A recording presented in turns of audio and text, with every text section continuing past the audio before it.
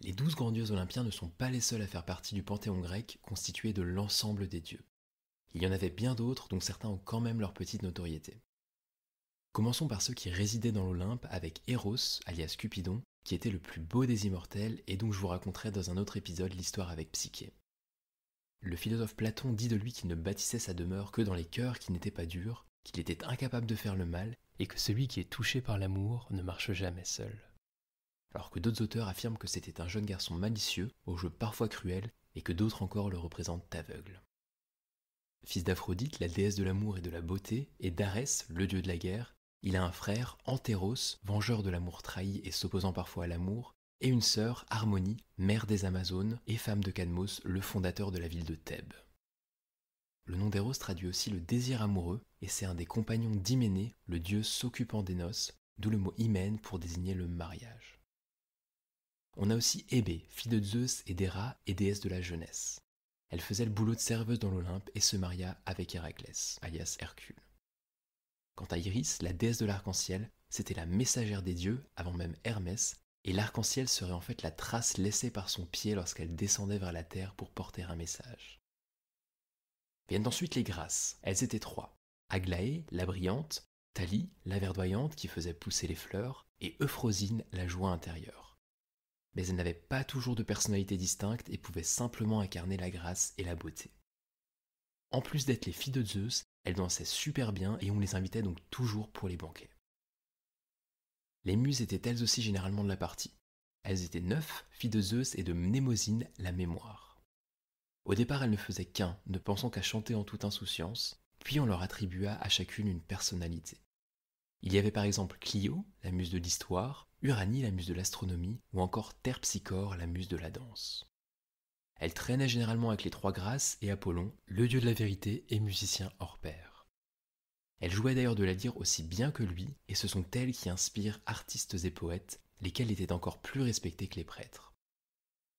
Le terme de muse inspirant un artiste est ensuite passé dans le langage courant, et des mots comme musique ou encore musée en tirent leur origine.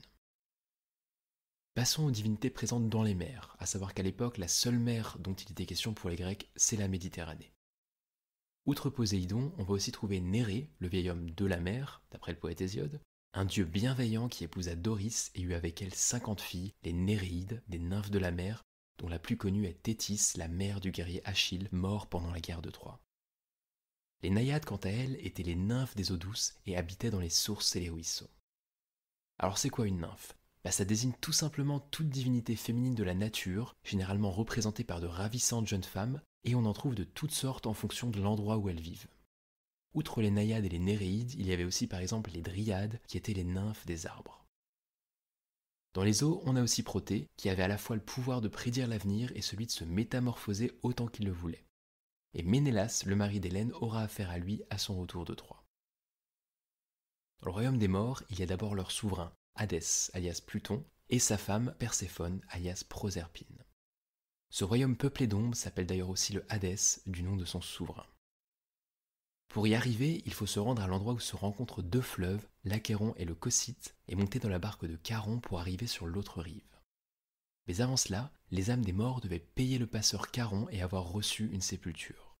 C'est pourquoi les Grecs enterraient toujours leurs morts avec une pièce de monnaie dans la bouche. En plus de ces deux fleuves, il y avait trois autres fleuves qui entouraient le monde souterrain, dont le Styx, le fleuve par lequel juraient les dieux, et le Léthé qui était le fleuve de l'oubli. Bref, une fois arrivé de l'autre côté, on se trouve devant la porte des enfers gardée par Cerbère, un chien à 3 têtes avec une queue de dragon, qui laissait entrer les ombres avant qu'elles ne passent devant 3 juges, Minos, qui fut roi de Crète et père d'Ariane, Rhadamante, son frère, et Éaque. Les âmes punies subissaient des souffrances éternelles dans le Tartare, tandis que les âmes des justes se rendaient dans un endroit de rêve où le printemps était lui aussi éternel, les Champs-Élysées.